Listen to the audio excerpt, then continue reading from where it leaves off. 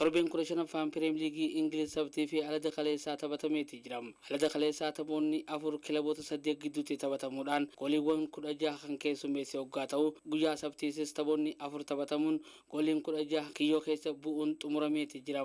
Kaleessa taphni darbii kaaba London 184ffaan kilaboota kaaba London lamaan Chelsea fi Tottenham gidduutti taphatame olaantummaa warra cuquliinsota Chelseadhaan 4-3tti xumuramee jira. Chelsea kaleessa tapha dirree isaatiin alam taphateen duuba ka'uudhaan gooliiwwan Cole Palmer penaalitiidhaan 2 galchee fi akkasuma Enzo Fernandez fi Jadon Sancho galchaniin 4-2tti mo'achuu dandeetti jira. Chelsea taphoota darbii London 12ffaa walitti aansuun injifachuu isaatiin tapha kaleessa Tottenham fi Chelsea waliin taphatan irratti gooliiwwan 2 kan galchee fi takka haala mijeessa kan galchee Cole Palmer taphataa cimaa taphichaa ta'uun filatamuu dandeetti jira. Cole Palmer erga leenjisaa Enzo Fernandezin durfamu eegalee gooliiwwan penaaliti 17 nu galchuu dandeetti jira. Kana malees Chelsea Enzo Marescaadhaan durfamam taphoota 23 taphateen gooliiwwan 60 takka kiyyoo keessa buusuu dandeetti jira. Tottenham kan torbee 14ffaatiin odoo hin eegamin Bournemouth takkaa fi duwwatti mo'amee ture. Kaleessa dirree fi deeggartoota isaa fuulduratti Chelsea injifachuu fi gara injifannootti deebi'uuf Chelseadhaan falmachuuf gara dirreedhaatti seenuus milkaa'uu hin dandeenye.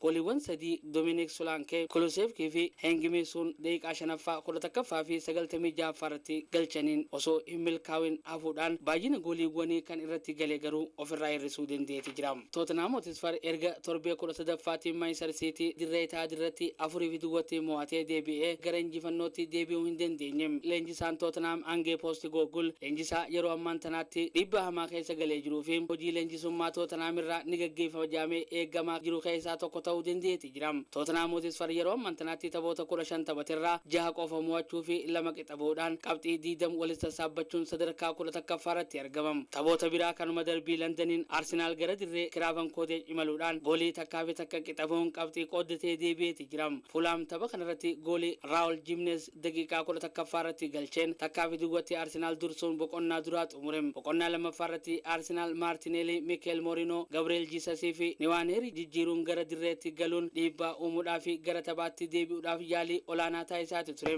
Kanaanis erga dhiibbaa olaanaa taasisuudhaan taphachaa ture boodatti daqiiqaa 52ffaarratti goolii koornaarraa dhaawamte William Salibaan kiyyoo keessa buusuudhaan Arsenal gara taphaatti deebi'e. Arsenal bara dabreerraa eegaluudhaan taphoota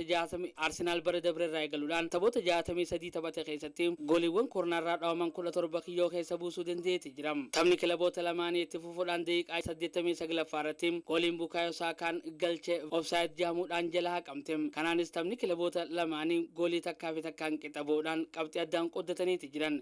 Taphoota birootiin Leicester City Brighton wajjin 2-2 qixabuu dandeetti jira. Leenjisaa yeroo Manchester United kan dhiyootanaa kan ture Ruud van Nistelrooy kan leenjifamaa jiru Leicester City erga 2-2tti durfamaa ture booda duubaa ka'uudhaan gooliiwwan 2 galchuun qixabuun qabxii qooddateeti jira. Ipswich Town dirree isaatii fi deeggartoota isaa fuulduratti Bournemouth 2-1tti mo'ameeti jira. Taphoota 4 guyyaa sabtii taphatamaniin Manchester United kan leenjisaa Haree Ruben Amorim durfamaa jiru odoo hin eegamin dirree fi deeggartoota isaa fuulduratti Nottingham Forest 3-2tti mo'ame. Taphoota 4 walitti aansuudhaan kan mo'ate Ruben Amorim kilaba Nuno Espirito Santosin mo'amuuf dirqameeti jira. Nottingham Forest Manchester United walitti aansuudhaan mo'achuu dandeetti jira. Kun turtii waggoota 33 booda ta'uu isaati. Nottingham Forest leenjisaa tokkoon yeroo 2 wal faana Manchester United injifachuun isaa waggoota 114 booda akka ta'e oduun baa mul'isaati jira. Ruben Amorim ammoo turtii guyyoota 670 booda yeroo jalqabaatiif taphoota liigii torbee 2 walitti aansuun mo'ameeti jira. Manchester United tapha kanarratti Nottingham Forest injifachuudhaaf yaalii olaanaa taasiseeti ture. Kubbaawwan 7 kallattii eeggatan gara goolitti rukutus goolitti jijjiiruu hin dandeenye. Kanaanis taphni kilaboota lamaanii olaantummaa Nottingham Forestiin 3-2tti xumuramuu dandeetti jira. Nottingham Forest gooliiwwan Nikolaa Milinkovic, Gibbs White fi akkasuma Chris Wood daqiiqaa 2:47 fi 54ffaarratti galchaniin mo'achuu dandeetti jira.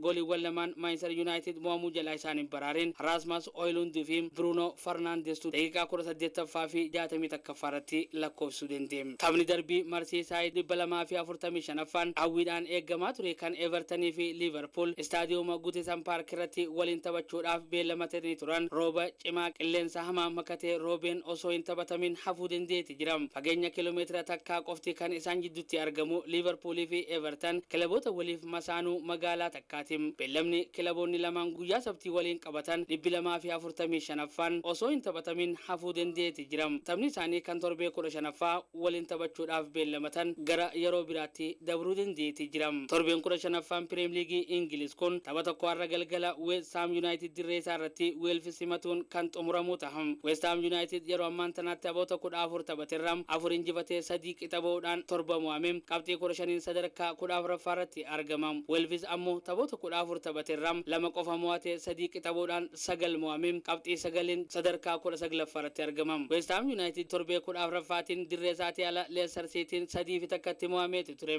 Wales ammoo torbee 14ffaatiin Evertoniin 4-2 erga mo'amee boodatti kilaboonni lachuutu kilaboota torbee 15ffaatiin gara injifannootti deebi'uudhaaf galgala kana sa'a 5 irraa eegaluudhaan kan waliin falmatan ta'u. West Ham United Wales kan injifatu yoo ta'e qabxii isaa gara 18tti ol guddifachuudhaan sadarkuma 14ffaa irra kan turu ta'u. Wales ammoo West Ham United kan injifatu yoo ta'e qabxii isaa gara 12ffaatti ol guddifachuudhaan sadarkaa 19ffaa irraa gara 18ffaatti kan ol guddatu ta'u. Taphoota torbeewwan 15ffaa hanga ammaatti taasifameen Liverpool tapha torbee 15ffaa osoo hin taphatin qabxii 35 sadarkaa 1ffaa irra yoo ta'u. Chelsea qabxii 31 garaagarummaa qabxii 4tiin Liverpool itti aanuudhaan qabxii 31 sadarkaa 2ffaa irra taa'eeti jiram. Arsenal qabxii 29 sadarkaa 3ffaa irra yoo ta'u. Manchester City qabxii 27 sadarkaa 4ffaa irra taa'eeti jiram. Nottingham Forest fi Aston Villa qabxii 25 qabachuudhaan garaagarummaa goolitiin sadarkaa 5ffaa fi 6ffaa irra taa'uu danda'aniiti jiran. Manchester United qabxii 19 sadarkaa 13ffaa irratti argamam.